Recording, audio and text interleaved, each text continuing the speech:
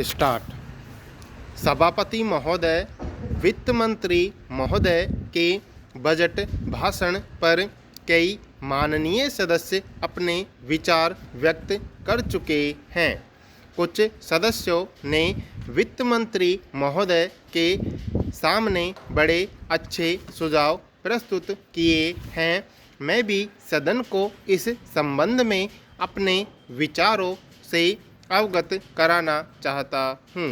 सर्वप्रथम मैं कर ढांचे के बारे में अपने विचार रखना चाहता हूँ।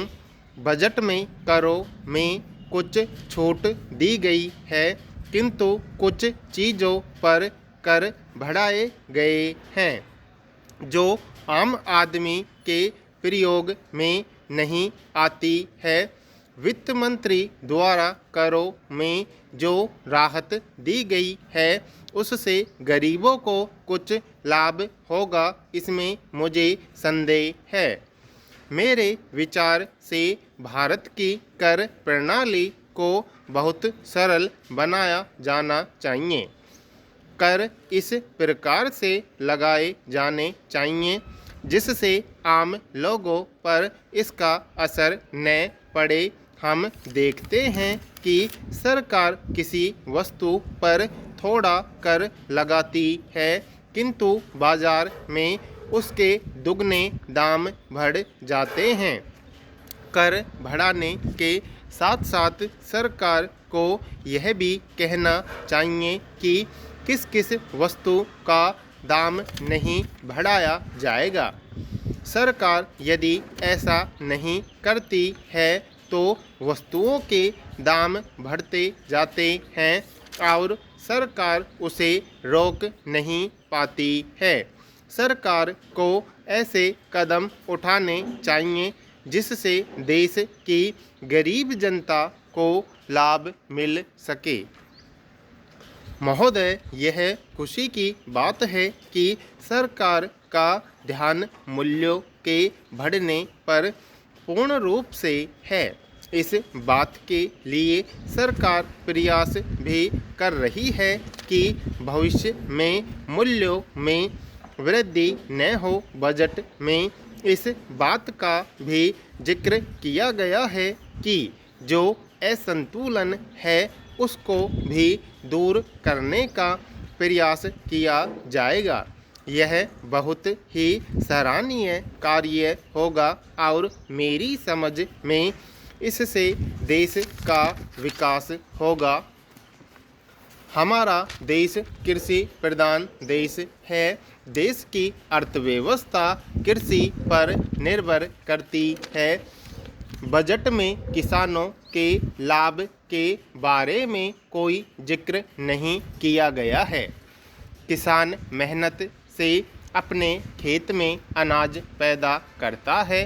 सरकार को चाहिए कि किसान के अनाज को बेचने की अच्छी व्यवस्था कर दे और उन्हें उचित मूल्य दिला दे।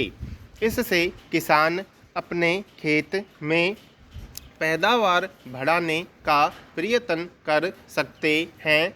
मैं मंत्री महोदय से निवेदन करना चाहता हूं कि बजट में कुछ संशोधन करने पर विचार किया जाए और उसमें ऐसे निर्णय लिए जाएं ताकि देश में जिस उद्देश्य के लिए प्रजातंत्र की स्थापना की गई है वह पूरा हो सके।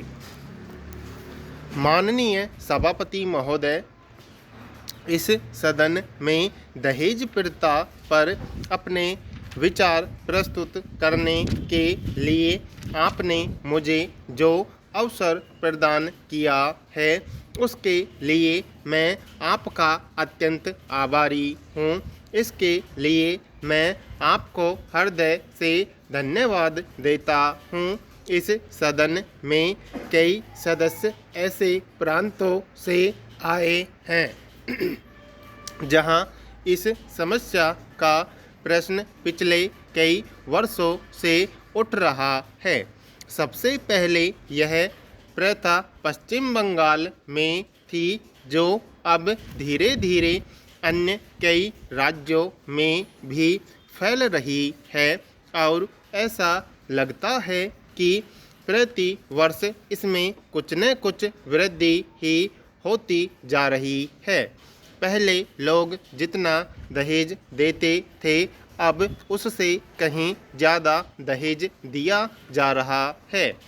यदि इस पर तत्काल रोक न लगाई गई तो इसके और गंभीर परिणाम सामने आ सकते हैं। इस प्रथा को रोकने के लिए सरकार को कड़े से कड़ा कानून बनाना चाहिए ताकि इस देश की गरीब जनता कर्ज के बोझ से निकलकर अपने बच्चों का पालन पोषण भली प्रकार से कर सके। सरकार ने अभी तक इस समस्या के समाधान के लिए जो भी कानून बनाए हैं वे इस पर नियंत्रण पाने में सफल नहीं हुए हैं तथा उनसे अब किसी तरह के सुधार की कोई अपेक्षा भी नहीं की जा सकती है। सभापति महोदय, मैं चाहता हूं कि इस सामाजिक अपराध को रोकने के लिए ऐसा कानून बनाया जाए कि समाज के उच्च वर्ग के प्रभावशाली लोग इस कुप्रथा और आगे न बढ़ा सके तथा दहेज देने का यह सिलसिला अब समाप्त हो सके। धनी लोग ही इस कुप्रथा को बढ़ाने के जिम्मेदार हैं क्योंकि वे अपने बच्चों की शादियों में ज़्यादा से ज़्यादा दहेज देते और लेते हैं। अच्छा तो यह होगा कि समाज के कुछ विशेष चुने हुए लोगों की ऐसी समिति गठित की जाए जो कि दहेज के लोभी लोगों पर नज़र रखे और दोषियों को सज़ा दिलाने में सहायता करे। महोदय, ऐसे बहुत से मामले मेरी जानकारी में हैं जिन पर पुलिस द्वारा कभी कोई कार्रवाई नहीं की गई है और इन मामलों में जो दोषी लोग हैं वे बिना किसी डर के स्वतंत्र रूप से घूम रहे हैं। ऐसे असामाजिक तत्वों को कठोर दंड दिए जाने का प्रावधान नए कानून में किया जाना चाहिए, परंतु कानून बनाने से ही इस सामाजिक बुराई को हम दूर नहीं कर सकते हैं।